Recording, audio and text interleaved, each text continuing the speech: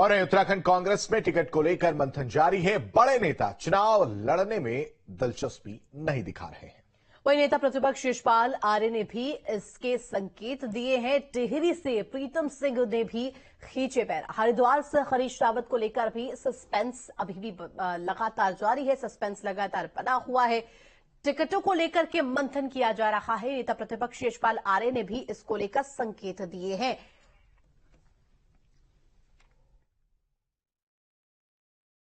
मेरी जिम्मेदारी है कि जिस समय पार्टी को जहां मेरी जरूरत होगी मैं लड़ूंगा। मैं सिपाही हूं पार्टी का, और मुझे लगता है सभी सीनियर्स भी इस बात को समझते हैं। और चुनाव से पहले इस तरीके की चीजें सामने आती हैं। मुझे भरोसा है कि हाईकमान अगर कोई निर्णय करेगा उसका सभी लोग जो है सम्मान करेंगे। आनी है फाइनल जो हमारे कार्यकर्ताओं से, आम आदमियों से जो चर्चा करा रही है पार्टी। दिल्ली ने कुछ लोगों को सर्वे के लिए अलग अलग 5 लोकसभा में भेजा है, और उस सर्वे का भी हम इंतजार कर रहे हैं। उसके बाद जो भी फाइनल मजमून होगा वो तैयार करके हाईकमान को भेजेगी हमारी स्क्रीनिंग कमेटी, और उसके बाद फिर अंतिम निर्णय हाईकमान लेगा।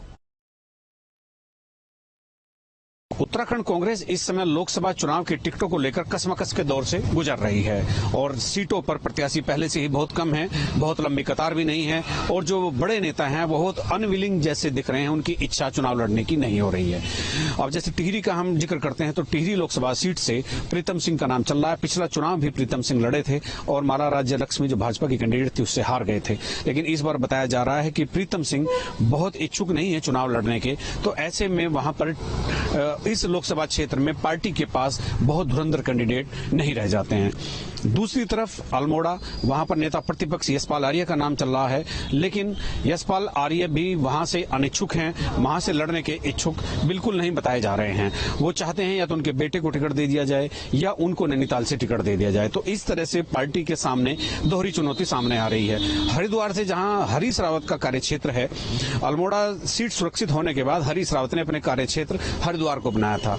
एक बार सांसद रहने के बाद वहां वो लगातार उनकी पत्नी चुनाव हारी, और इसके ठीक बाद अब चूंकि उनका बेटा वीरेंद्र रावत और वो दोनों हरिद्वार से कैंडिडेट हैं, पार्टी किसके पक्ष में रायशुमारी करेगी, किसके पक्ष में निर्णय लेगी, ये देखने वाली बात होगी। हरीश रावत भी कहीं ना कहीं चाहते हैं कि उम्र हो गई है तो बेटे को आगे बढ़ाया जाए। इसी तरह से नैनीताल सीट पर खुद करण माहरा और रणजीत रावत जैसे बड़े नेताओं का नाम चल रहा है। तिलक राज बेहड़ भी चाहते हैं। इसके अलावा कई और भी लोग हैं जो वहां पर टिकट चाहते हैं नैनीताल सीट से। वही स्थिति पौड़ी संसदीय क्षेत्र की भी है। पौड़ी में भी कांग्रेस के पास प्रत्याशियों का भारी टोटा है। ले देकर गणेश गोदियाल और मनीष खंडूड़ी 2 नाम बच जाते हैं। मनीष खंडूड़ी चूंकि राहुल कैंप के नेता हैं और राहुल गांधी के बहुत नजदीक हैं, लेकिन वो पिछला चुनाव लड़े और हार गए। गणेश गोदियाल चूंकि श्रीनगर से विधायक रह चुके हैं, वो भी पिछला विधानसभा का चुनाव श्रीनगर से हार गए। ऐसे में कांग्रेस के सामने एक बड़ी चुनौती है कि मजबूत प्रत्याशी भाजपा के सामने उतारने की। अब इस पूरी रणनीति के तहत करण महाराज जो कि प्रदेश अध्यक्ष है, वो कैसे विरोधी दलों से पार पाएंगे, ये देखने वाली बात होगी। अपने सहयोगी कैमरामैन सोनी कुमार के साथ न्यूज स्टेट के लिए देहरादून से अजीत सिंह राठी।